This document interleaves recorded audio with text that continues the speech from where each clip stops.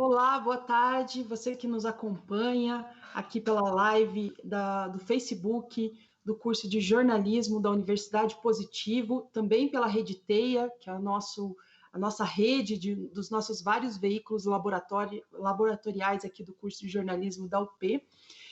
Queria começar hoje o nosso evento destacando que para a gente, para o curso de jornalismo da Universidade Positivo, um dia só para falar de liberdade de imprensa é pouco. Então, a gente decidiu já de vez fazer 2 dias de debate sobre esse assunto, abordando diversos aspectos desse assunto, a questão dos correspondentes internacionais, a questão do jornalismo esportivo, a questão da Amazônia, ou seja, a liberdade de imprensa por vários aspectos, né?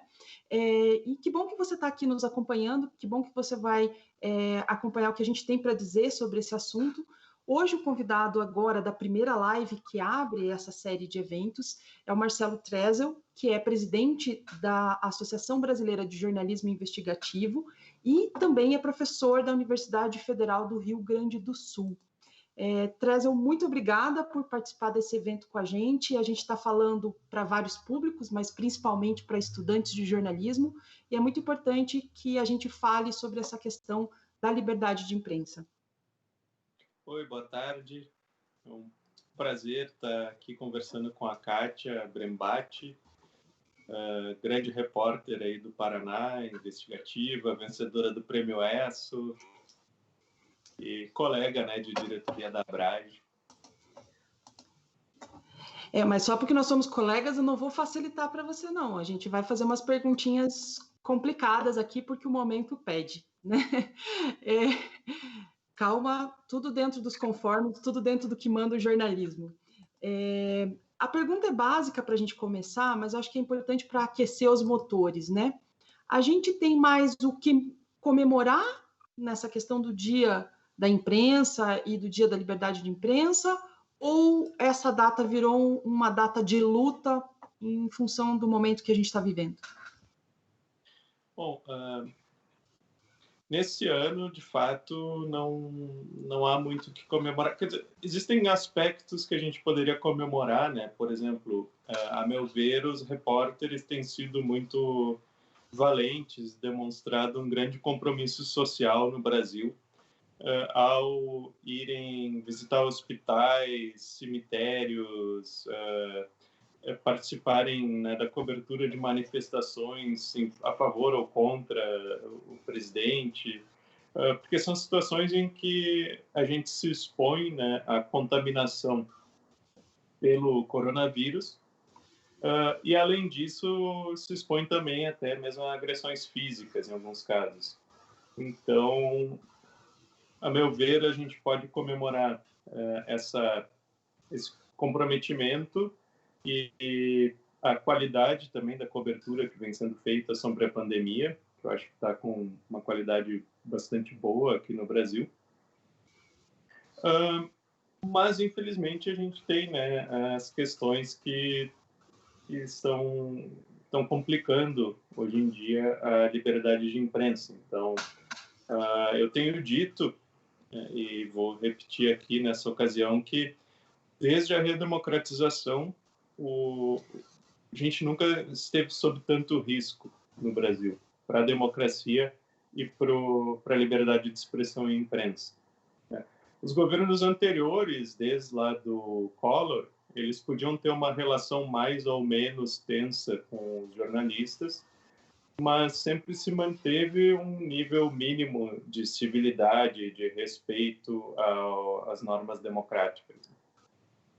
E do ano passado para cá, o que a gente tem visto é um abandono completo desses costumes, e dessas normas de civilidade que costumavam reger essa relação entre imprensa e autoridades desde ali 1989.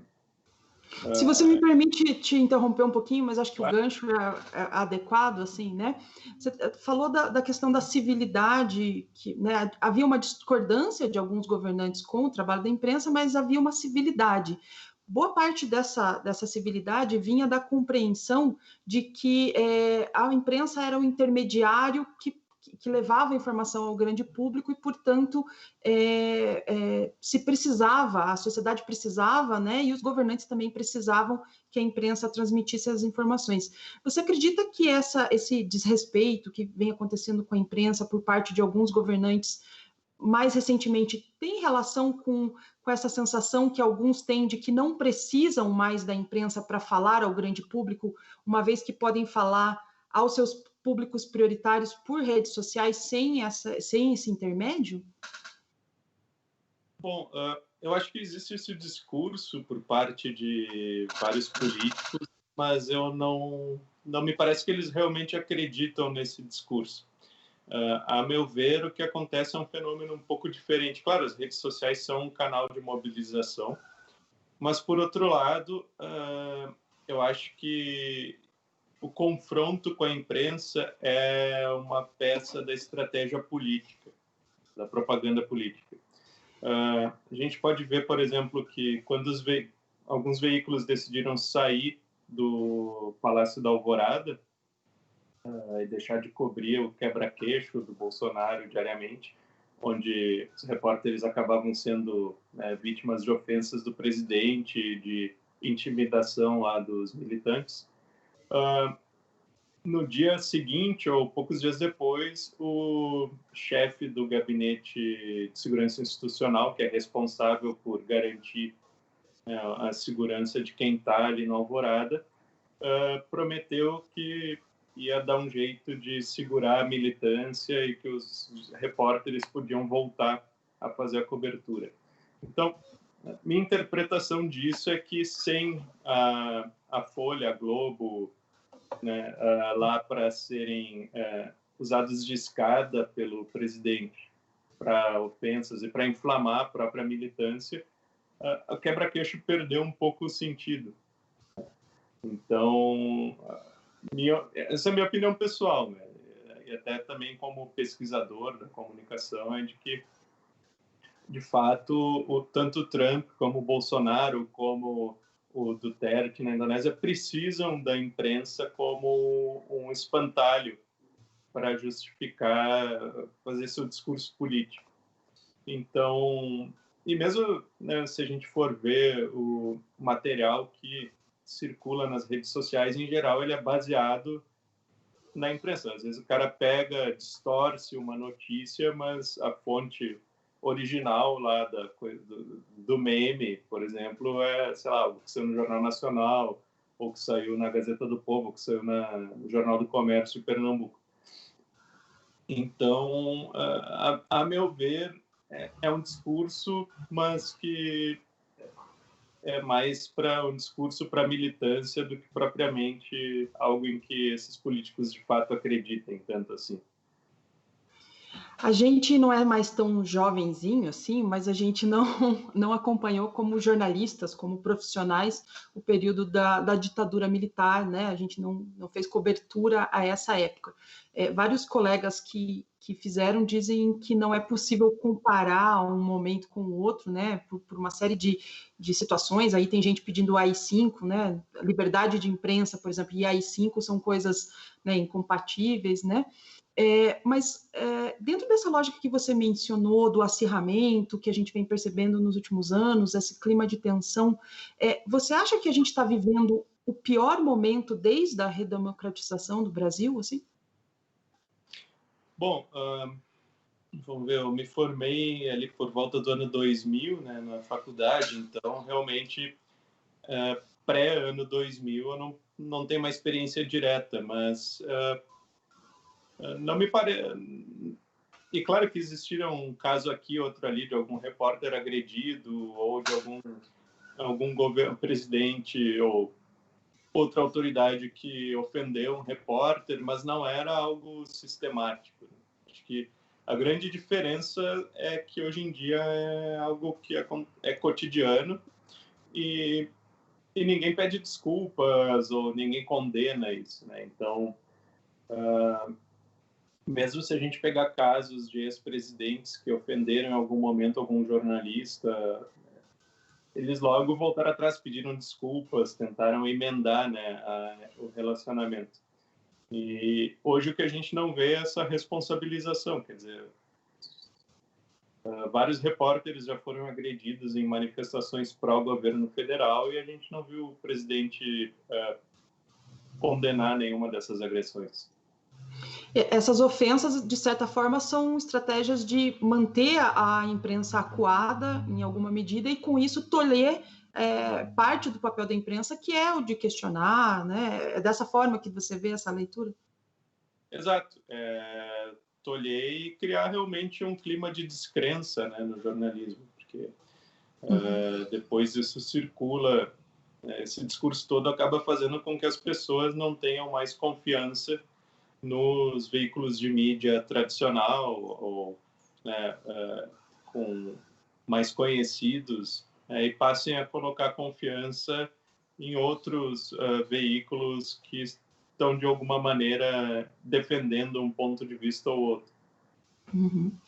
Beleza. Além das minhas perguntas, eu só queria deixar claro para quem está nos acompanhando que pode fazer perguntas, que se chegarem perguntas aqui, a gente vai repassar as perguntas para o Marcelo Trezel, que é o presidente da Associação Brasileira de Jornalismo Investigativo, e está aqui com a gente na live que abre essa série de eventos do curso de jornalismo da Universidade Positivo, discutindo liberdade de imprensa a partir de vários aspectos, né? Com relação a isso que você estava falando, Trezel, no começo você mencionou o papel da imprensa nesse momento que a gente está vivendo agora da pandemia, né? A sensação que a gente teve em alguns momentos é que a imprensa, por exemplo, passou a ser mais valorizada por algumas pessoas ao trazer conhecimentos científicos, ao fazer contestações, né? Ao não ficar no jornalismo declaratório, né? E no decorrer do tempo, à medida que esse assunto da pandemia foi se tornando massivo e repetitivo, né? A gente está há tantos dias falando disso, né? Parece que essa visão retrocedeu um pouquinho. Eu queria a sua impressão sobre isso, principalmente sobre o aspecto que algumas pessoas não conseguem entender quando a imprensa contesta a fala de um governante, por exemplo, né? Sei lá, quando o Trump diz tomem desinfetante ou água sanitária, né? Isso é um risco de saúde pública, a imprensa não pode simplesmente publicar isso.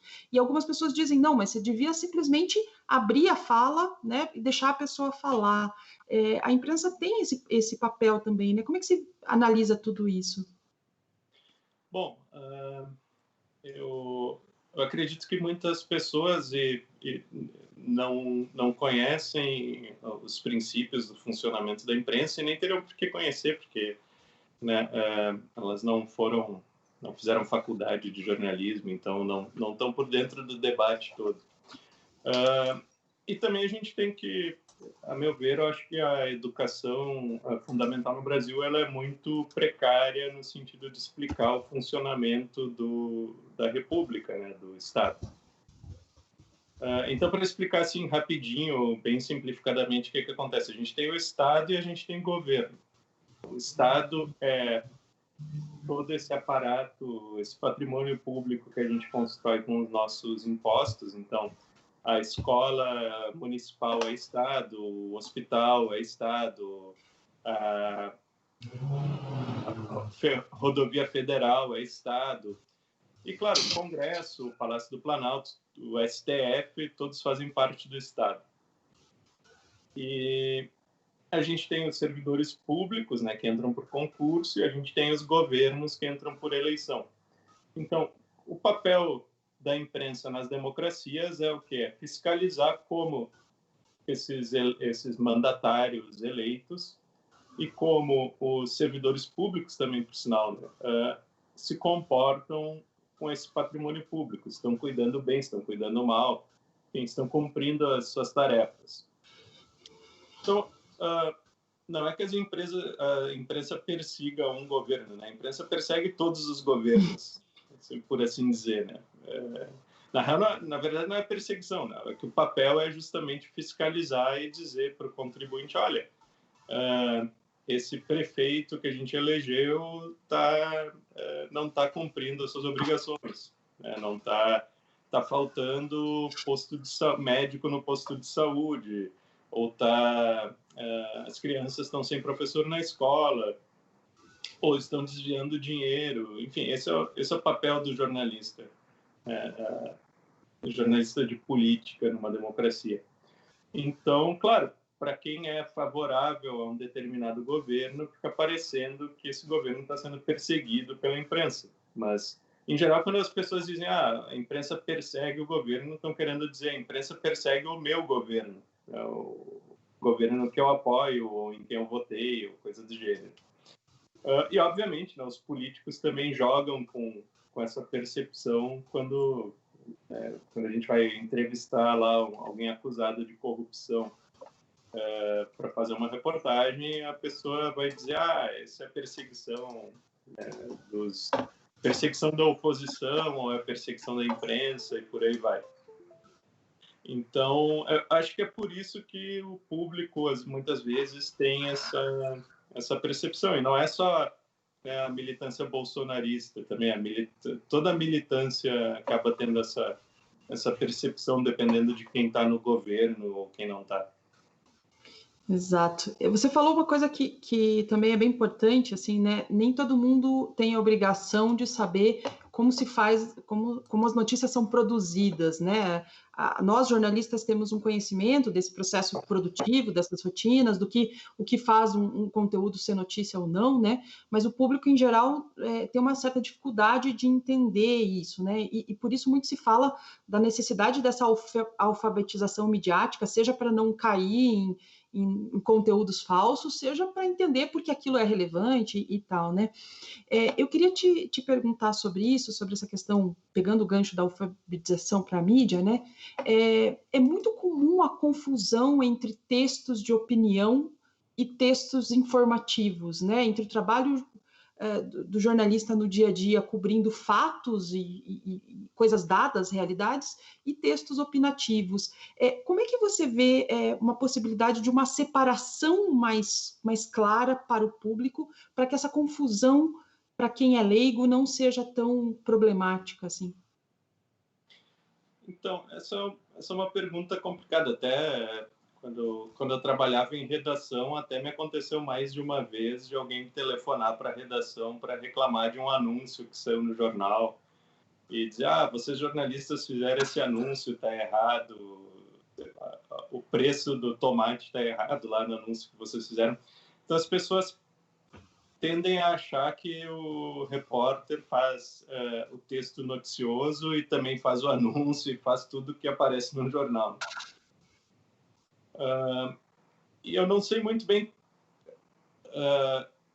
como a gente poderia fazer. Eu acho que explicar para as pessoas, mostrar mais como funciona uma redação, fazer esse trabalho, talvez seja uma maneira, porque eu realmente não vejo como a gente poderia graficamente separar mais do que já é um anúncio ou uma opinião. Ainda a opinião o texto é meio semelhante, né? Mas se até mesmo anúncio as pessoas confundem, aí realmente fica complicado a situação, né? Pois é. Mas eu acho que uma coisa que prejudica bastante é o informe publicitário, né? Que é aquele tipo de texto que imita o formato do resto dos textos do jornal e tem lá bem pequenininho o informe publicitário. Eu acho que isso é uma coisa que causa uma grande confusão nas pessoas também.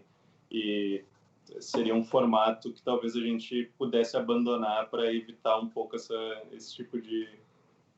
para evitar de alimentar, pelo menos, essa noção equivocada. E realmente partir para a educação midiática, talvez nem tanto nas escolas, mas hoje em dia até acho que as próprias redações poderiam, né, mostrar um pouco, esse aqui é o fulano que faz tal coisa, né? Esse aqui é o pessoal do comercial que recebe os anúncios, não sei o quê. Enfim, né, a gente, em geral, fala muito nos jornalistas, mas numa empresa jornalística também tem muitos outros funcionários cuidando de muitas outras coisas, né? E a gente, como repórter, raramente até vê assim o pessoal que trabalha no comercial, né, e em outros setores. É verdade.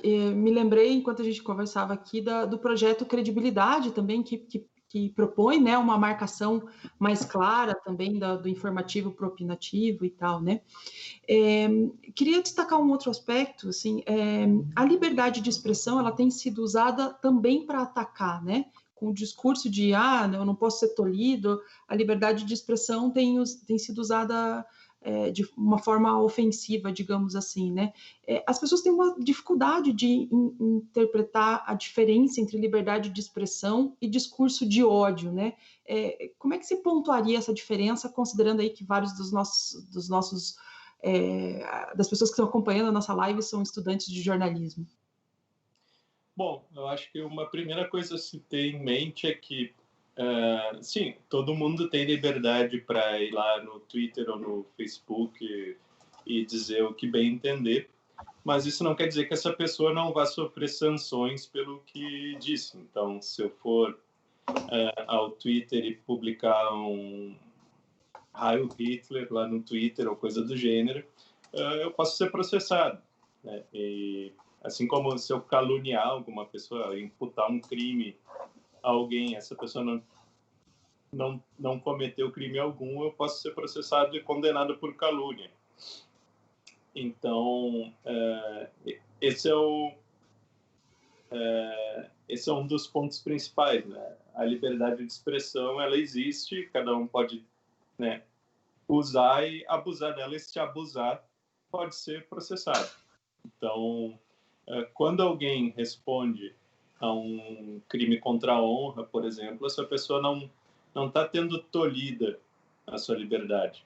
Assim como agora na pandemia, né? Se tem usado muito o discurso de estão tolhendo minha liberdade de ir e vir porque eu tenho que ficar em casa trancado e no home office. Mas, na verdade, a nossa liberdade de deslocamento ela vai até o ponto em que ela pode prejudicar outros direitos humanos, como o direito à vida. Então, saúde pública é um caso em que, algumas vezes, a gente tem que tolher a liberdade de deslocamento. Assim como vacina, todo mundo é obrigado a tomar vacina, porque vacina também, ou todo mundo toma ou ela não adianta nada. Então, tem vários casos em que os nossos direitos são limitados, né? Não existe direito absoluto. Expressão é a mesma coisa. Claro, alguns grupos se aproveitam desse discurso de liberdade de expressão e distorcem ele de alguma maneira para reclamar quando sofrem, né, alguma sanção por dizerem coisas que são previstas em lei, como, né, infrações ou crimes, por exemplo, racismo, né, defesa do genocídio e outras formas de discurso de ódio. Mas, enfim, ninguém está lá impedindo as pessoas de falarem. Então, é como também a gente pode fazer uma analogia com beber e dirigir. Eu posso... Ninguém me está lá, não tem fiscal da prefeitura no bar impedindo ou não as pessoas de beberem ou de entrarem no carro depois de beber. Agora, se eu beber e dirigir e matar alguém, eu vou sofrer as sanções, né, previstas na lei para isso. Beleza, a gente tem uma pergunta aqui do professor Gustavo Panassioni. Ele falou assim: é fato que o jornalismo passa por transformações em diferentes níveis. Você acredita que a crise no modelo de negócio tradicional e a redução de receitas pode implicar também numa redução da força da imprensa e, consequentemente, da liberdade dela? Menos repórteres, menos fôlego, menos tempo para apurar, e aí as consequências. Um aspecto que a gente tem visto agora durante a pandemia é que, por um lado, o trabalho da imprensa é mais importante do que nunca, porque ter acesso à informação correta hoje pode ser até uma questão de vida ou morte. Mas, por outro lado, devido à crise econômica, várias empresas jornalísticas reduziram, né, os salários ou reduziram também a quantidade de pessoas trabalhando. Isso para não falar quem está em home office, isolado, se reduziu ao mínimo o pessoal dentro da redação. E embora a cobertura esteja muito boa, né, a gente claramente percebe que ela poderia ser ainda melhor se houvesse maior força de trabalho, né, e os jornalistas que estão lá na linha de frente fossem um pouco mais desafogados, né, e tivessem melhores condições de trabalho. Então, sim, e a liberdade de imprensa ela depende muito de se ter uma grande quantidade de fontes de financiamento. Se a gente pega cidades pequenas, onde muitas vezes a prefeitura é o único anunciante do jornal, o jornal local, o jornal local, muitos fazem um excelente trabalho, mas a gente percebe que dificilmente tem uma matéria crítica contra a prefeitura, né? Ou muda a prefeitura, daí o jornal pede o financiamento porque criticava aquele grupo político e por aí vai, né? Então, dá para ver nesses casos o quanto depender de uma só fonte ou de poucas fontes de recursos pode ser perigoso para... e não é nem que que o prefeito vá lá e diga, não pode falar nisso. Muitas vezes a própria empresa, né, o próprio repórter acaba se autocensurando, né, e pensando, não vou nem me meter nesse assunto porque vai dar problema, né, então, assim, uma crise econômica sempre é ruim nesse sentido. E o estrangulamento das fontes de financiamento, que, como a gente viu, alguns políticos aí sugerindo para grandes anunciantes não pararem de anunciar, ou mesmo essa dependência em escala local, pequena e tal, também contribuem para essa redução, né? Eu queria fazer uma pergunta aqui da Heloísa Marques, nossa caloura. Ela falou assim, ela perguntou, né? Nós sabemos que não há liberdade de imprensa sem liberdade de expressão. Pensando nisso, agora nesse cenário político, podemos e devemos temer pela liberdade de expressão, ou o motivo de hostilidade dos governantes durante coletivas e entrevistas seria apenas por medo da imprensa, pela falta de articulação dos governantes nas respostas? Uhum. Bom, como eu disse antes, tem muito de estratégia de propaganda política nesse comportamento. Agora, a gente deve sim temer pela liberdade de imprensa e de expressão, porque esse discurso estigmatizante ele acaba influenciando as pessoas comuns, o guardinha da esquina, o militante ali na rua, a ser hostil e intimidar os jornalistas, né? Então, mesmo nos protestos em 2013, né, quando começou aquela onda dos protestos, eu me lembro que muitos jornalistas aqui em Porto Alegre não conseguiam fazer a cobertura porque se eles usassem crachá da empresa ou se fossem identificados como repórteres, eles eram expulsos da manifestação, ou ninguém falava com eles.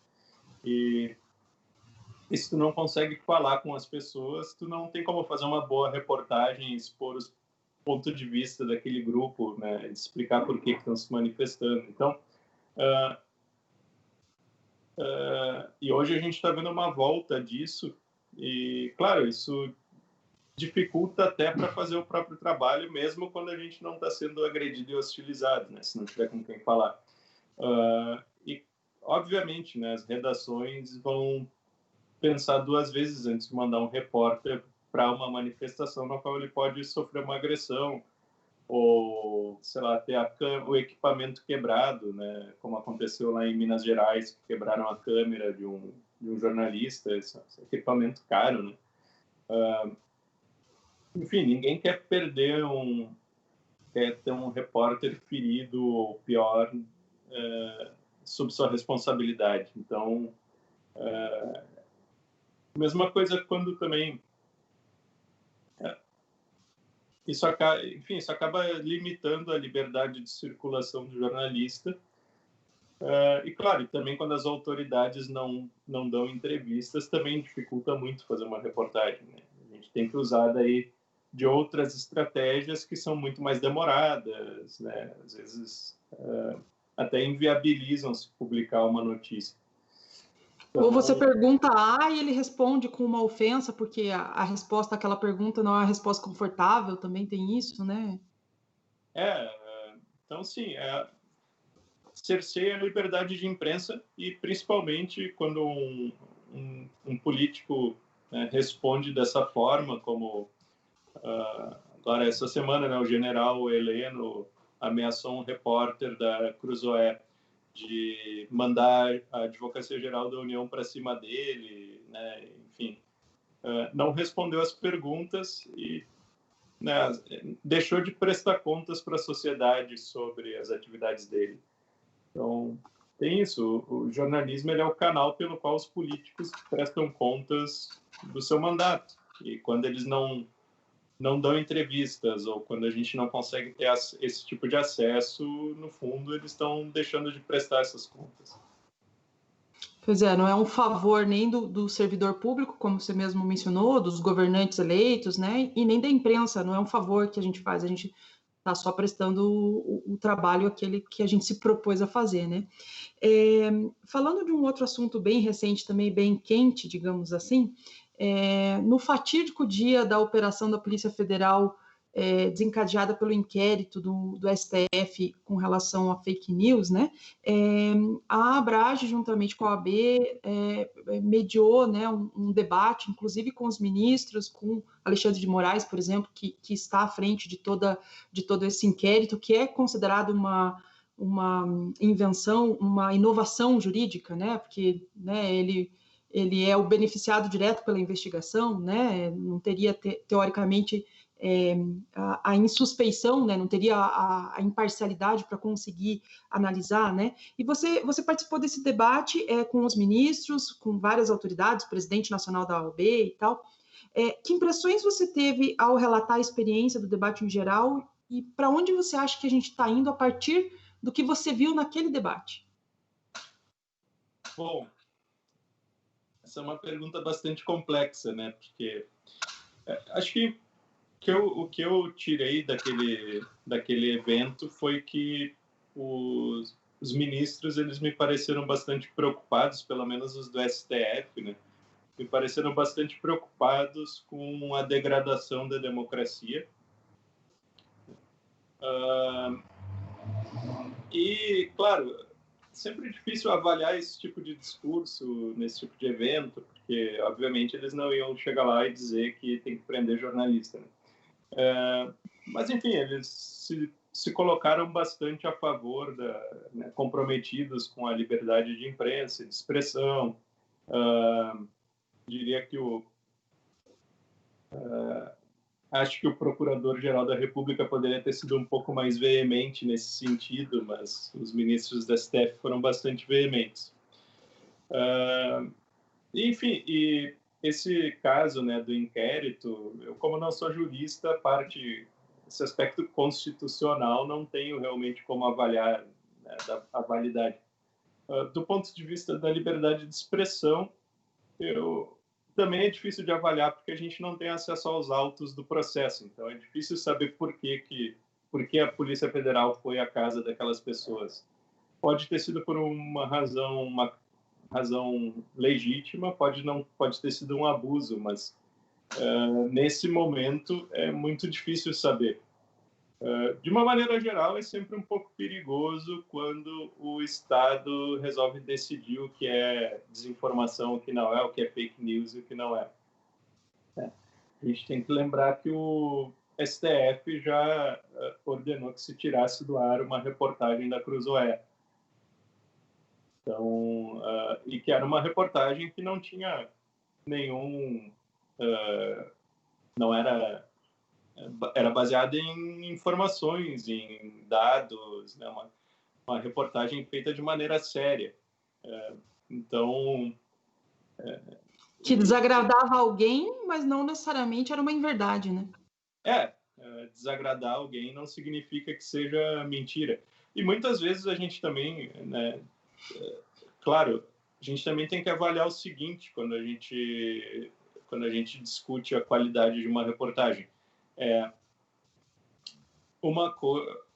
Um jornalista ele pode seguir todo o processo, né, todas as normas, as boas práticas de reportagem e ainda assim publicar algo errado. Por quê? Porque as fontes mentiram para ele, porque ele interpretou de maneira equivocada algum fato, algum dado, algum documento. Volta e meia aparecem por aí uns dossiês e coisas assim, que às vezes são forjados, enfim. Às vezes, seja por incompetência ou seja por ter sido engambelado pelas fontes de alguma maneira, o jornalista pode acabar publicando algo que não é verdade, mas não quer dizer que ele tenha intencionalmente produzido desinformação. Isso acontece. É como um médico. Nenhum médico entra numa cirurgia querendo, sei lá, esquecer um bisturi dentro do paciente, mas às vezes acontece, né? E, claro, nesses casos, daí sim, as pessoas podem pedir uma reparação na justiça, né, por danos morais ou coisa do gênero, assim como podem pedir uma reparação por erro médico. E, enfim, é sempre lamentável quando isso acontece, mas não quer dizer que a imprensa esteja contra a pessoa que foi a vítima. Às vezes é só realmente um problema, né? Um equívoco. Tá certo, Trez. Acredite, já passou mais de meia hora que a gente está conversando, então a gente vai encerrar por aqui a live. Se você quiser falar, fazer uma despedida, falar algumas últimas palavras na nossa live, por favor. Bom, então eu queria primeiro agradecer o convite, né, para bater esse papo contigo e com os teus alunos, e incentivar, né, os jovens futuros jornalistas que estão nos escutando, dizer que apesar de todos esses problemas que a gente está vendo hoje, eu acredito que o jornalismo tem uma boa chance de sair fortalecido de todo esse processo, porque mesmo com a pandemia, daqui a pouco o discurso dos políticos que são negacionistas vai deixar de fazer sentido quando, né, as pessoas estiverem sendo enterradas em vala comum ou levadas de caminhão para o cemitério. Então, em algum momento, as pessoas vão começar a perceber quais são os veículos que fazem um trabalho sério, quais são os veículos que fazem propaganda política. E os repórteres vão sair, eu acho que, com mais credibilidade. E também eu tenho, pelo menos com os meus alunos, tenho visto muita gente entusiasmada para fazer um jornalismo diferente, focado, por exemplo, nas questões de periferias, nas questões de raça, feminismo.